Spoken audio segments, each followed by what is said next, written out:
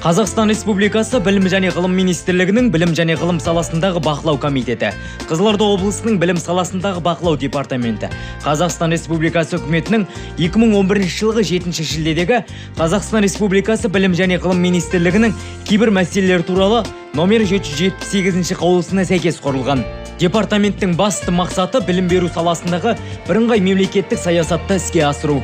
Елбасы Нұрсұлтан Әбішұлы Назарбаевтың жыл сайынғы жолдауларында жеке және заңды тұлғаларға мемлекеттік қызмет көрсетудің сапасын арттыру, олардың мемлекеттік органдардың қызметіне деген сенімін көтеру маңызды мәселе екендігін айта келіп, бюрократиялық тосқауылдардың мүлдем жойылу керегін ерекше атап өтеді.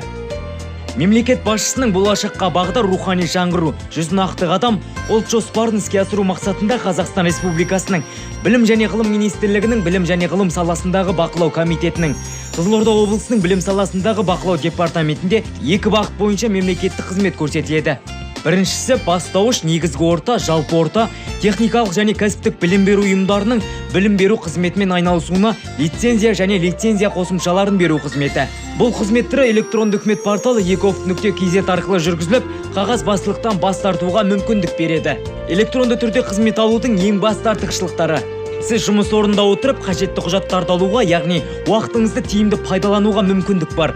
Қызмет алу кезінде әкімшілік кедергілер болмайды, яғни басқа адамдардың араласуынсыз жүргізіледі және сыбайлас жемқорлық тәуекелдерін төмендеуіне мүмкіндік береді. Қызмет көрсету сапасын арттырып, алу мерзімін қысқартады.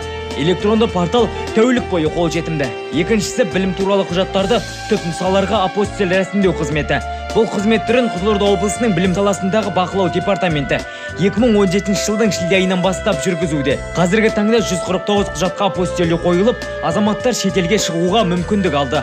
Бұл қызмет түрі заңда көрсетілген 15 күнде емес, 4-5 күнде орындалуда.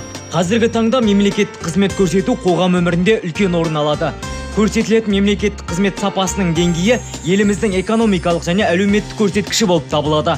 Осыған байланысты департамент қызметкерлері мемлекеттік қызмет көрсету сапасының жоғары болуына және осы саланың дамуына өз үлестерін қоса бермек. Мемлекет басшысы Нұрсұлтан Әбішұлы Назарбаев өзінің халыққа арналған жыл сайынғы жолдауларында, мақалаларында, әртүрлі тапсырмаларында жалпы тұрғындарға және әртүрлі ұйымдарға мемлекеттік қызмет көрсетудің сапасын арттыру, тиімділігін жетілдіру, жалпы алғанда олардың мемлекеттік органдарға сенімділігін көтеру және де әртүрлі бюрократиялық тосқауылдықтарды жою туралы ұдайы атап келеді. Өздеріңізге белгілі, бұрынырақта барлық мемлекеттік қызметтер қағаз түрінде көрсетілген болса, қазіргі уақытта Қызылорда облысының білім саласындағы бақылау департаменті мемлекеттік қызметтерді электрондық форматта көрсетуге көшуде. Оның ішінде өздеріңізге атап өтейін, біріншісі білім беру қызметімен айналысу үшін берілетін лицензия мен қосымшаларды қазіргі кезде осы қызмет түрі тек қана электрондық портал арқылы жүргізіледі. Ал мектепке дейінгі білім беру ұйымдары лицензиялау алынып тасталып, ол хабарлама арқылы өзінің қызметін бастайды. Оның ішінде ол да тек қана электрондық түрде жүргізіліп келеді. Сонымен қатар 2017 жылдан бері білім беру құжаттарына, олардың түпнұсқаларына апостиль қою мемлекеттік қызметі осы облыстық білім саласында бақылау департаментімен жүргізіліп келеді.